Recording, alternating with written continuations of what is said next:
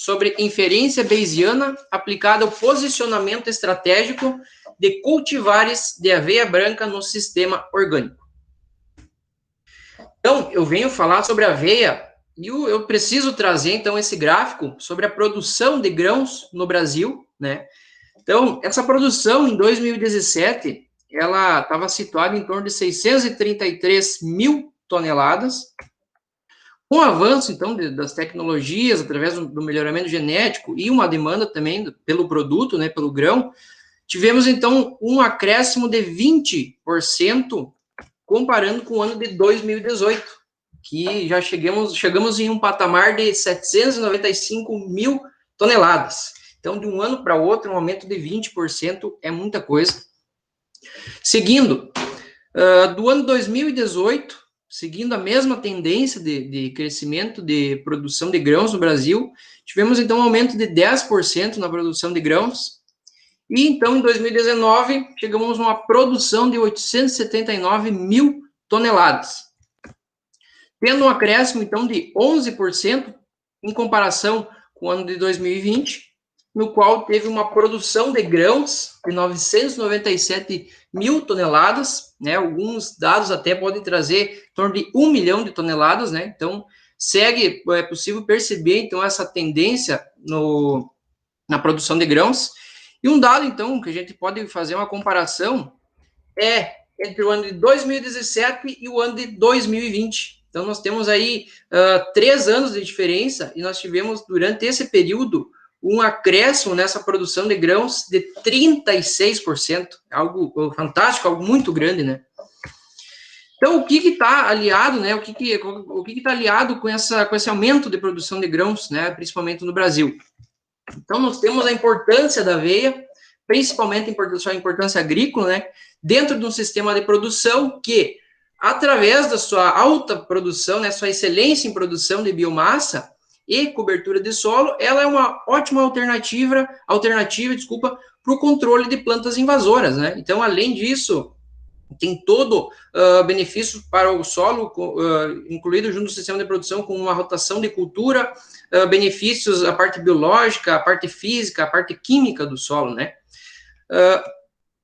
Outro ponto importante, ela é muito utilizada na alimentação animal, principalmente, então, na forma de pastagem, feno e silagem. Então, em forma de silagem, ela torna-se uma estratégia dentro de um sistema de produção, porque no Rio Grande do Sul, temos, então, a bacia noroeste, né, que é uma maior bacia leiteira do estado, e ela demanda bastante de silagem de milho, né, para alimentação animal.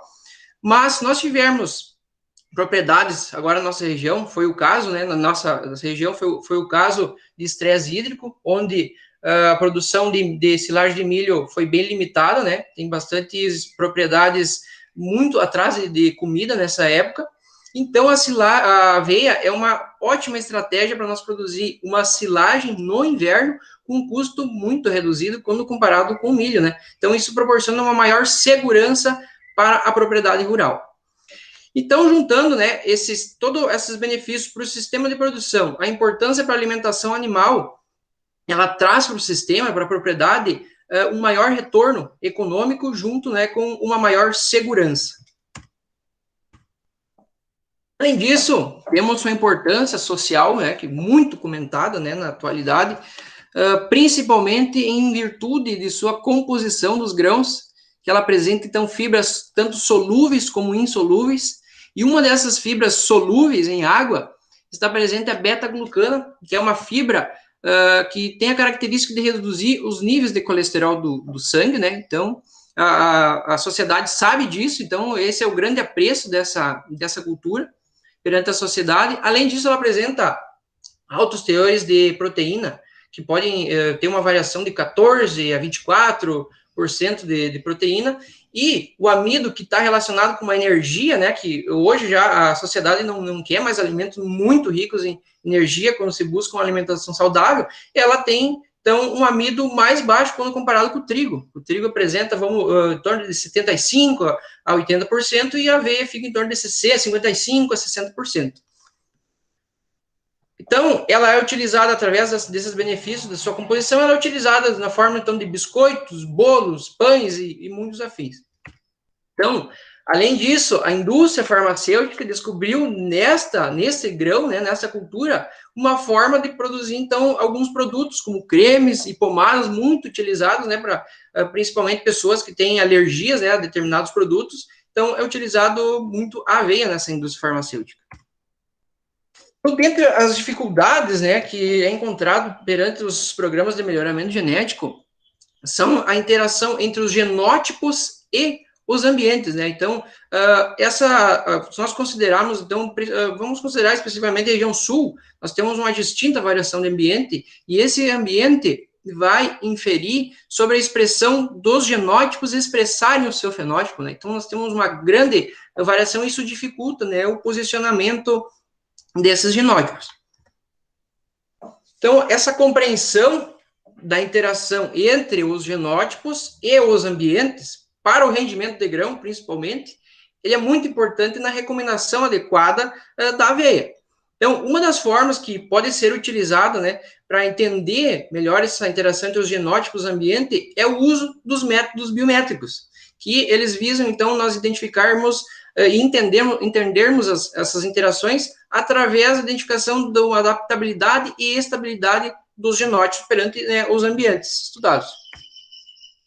Então, como objetivo geral dessa pesquisa, foi selecionar, sob a perspectiva bayesiana, os genótipos de aveia com alta adaptabilidade e estabilidade fenotípica.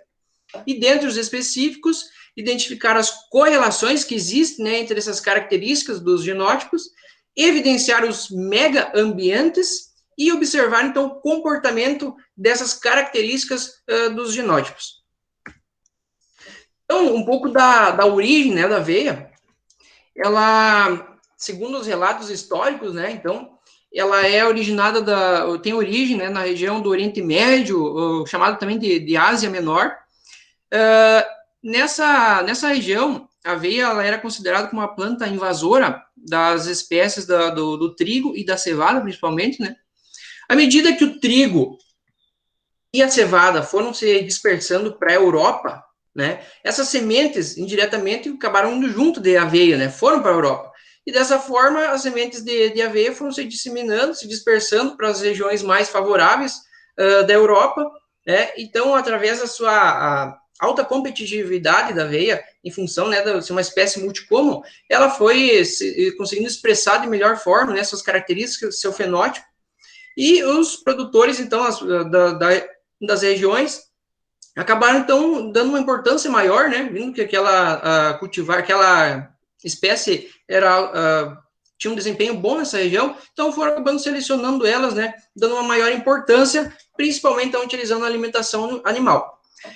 À medida que os espanhóis vieram para a América, né, com a descoberta, né, do continente, eles trouxeram junto a aveia, né? Então, dessa forma, ela foi introduzida na América, eles trouxeram para a alimentação, principalmente dos cavalos, né, que eram usados na locomoção. Então, da mesma forma que ocorreu na Europa, na América, a aveia foi, então, se dispersando para as regiões mais ao sul, que eram ambientes mais favoráveis para o seu desenvolvimento, então ela foi expressando suas características, né, de alta competitividade, então tornando-se uma planta muito importante. Esses genótipos que chegaram primeiramente à América, né, eles tinham umas características de um ciclo muito longo, né, porque eles também eram utilizados na forma de pastejo, então isso dificultava bastante a inserção desses genótipos. Além disso, como eles tinham um estágio vegetativo, né, muito longo, eles apresentavam um porte, né, muito elevado. Isso dificultava também em função do acamamento. Então, através do melhoramento genético, vista a importância da aveia na América, né, começou, então, os estudos através do melhoramento genético, que esses, então, eles conseguiram reduzir o ciclo, né, reduzir também o porte aliado à produtividade e desenvolver genótipos com alta capacidade de uso de água e de nutrientes, né? Então, dessa forma, com essas características, os genótipos podem ser introduzidos dentro de um sistema de produção, né? Que, através do seu ciclo, ele não vai prejudicar a cultura posterior a ele, como no caso da soja, né? E também reduzindo bastante os níveis de acabamento e, através, então, da capacidade do uso dos recursos, uma maior produtividade. Então, um pouco da descrição morfológica da aveia. Ela apresenta, então, um hábito de crescimento cespitoso ereto. E cespitoso significa que é em forma de touceira, através, então, da sua capacidade de multicomo, né? Ela acaba formando semelhante a uma touceira. Então, dois pontos importantes na sua morfologia. Raízes seminais e adventícias, o que são? As raízes seminais, elas estão presentes logo na primeira, logo após a germinação, né? Formam, então, as raízes seminais. E essas raízes seminais, elas são muito importantes para a absorção de água durante o estabelecimento, né? Emergência da planta. Essas raízes seminais, ela perdura, então, em torno de 7 a 14 dias, depende de alguns estudos da literatura, pode ter algumas modificações, mas no torno de 7 a 14 dias. Então, na medida que vai chegando esses 14 dias, essas raízes começam a se iniciar e começa, então, a produção das raízes adventícias, que essas, então, vão ficar até o final do ciclo da cultura. Então, outro ponto importante é que ela apresenta uma inflorescência na forma de panícula. E essa panícula, então, ela é constituída de espiguetas, e cada espigueta, dentro de cada espigueta, ela apresenta, então, grãos primários, grãos secundários e pode aparecer também grãos terciários. Então, outra característica importante, né, principalmente para nós diferenciarmos a espécie de outras espécies, como o trigo, a cevada, né, é que ela não apresenta aurícula, não apresenta aurícula, e pode ver na imagem que ela tem uma lígula bem desenvolvida, se nós formos comparar o trigo e a cevada, né, e também o centeio e a triticale. Além disso, o seu colmo é cilíndrico e os seus nós são preenchidos durante o estágio vegetativo, e à medida que vai avançando, então, para a maturação fisiológica, esses nós acabam ficando ocos. Então, agora, em relação à sua ecofisiologia. Então, vamos começar pela emergência, né? Então, para ocorrer a emergência, nós vamos precisar, então, né, de uma umidade do solo, uma precipitação.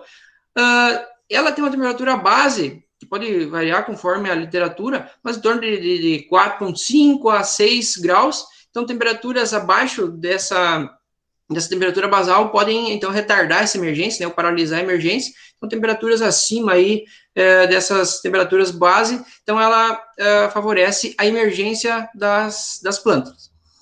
Logo a partir, então, do avançar dos estágios fenológicos, começa em V3 o potencial do afilhamento da espécie, né? Então, ele é definido, então ele precisa de umas temperaturas menores, né?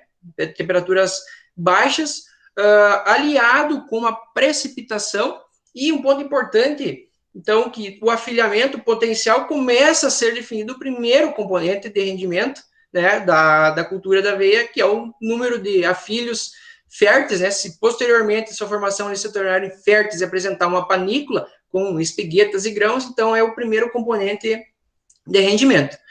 Esse período de afilhamento, então, ele é cessado quando começa a surgir o primeiro nó, né, que caracteriza-se, então, o alongamento do colmo.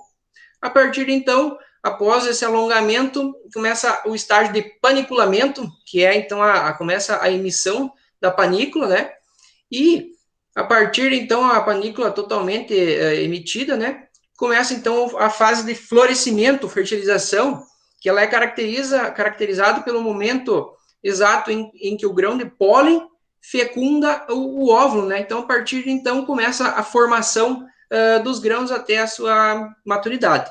Então, eu quero ressaltar que um ponto muito importante, um período crítico, principalmente a partir do paniculamento, né? Onde começa, então, a se definir mais os outros componentes de rendimento, e é um período historicamente crítico, e que esse período normalmente ocorre, né, dependendo do ambiente, ocorre em umas temperaturas mais elevadas, com uma umidade relativa do ar superior, que isso pode favorecer, então, o surgimento de doenças. Então, agora chegamos nos componentes de rendimento.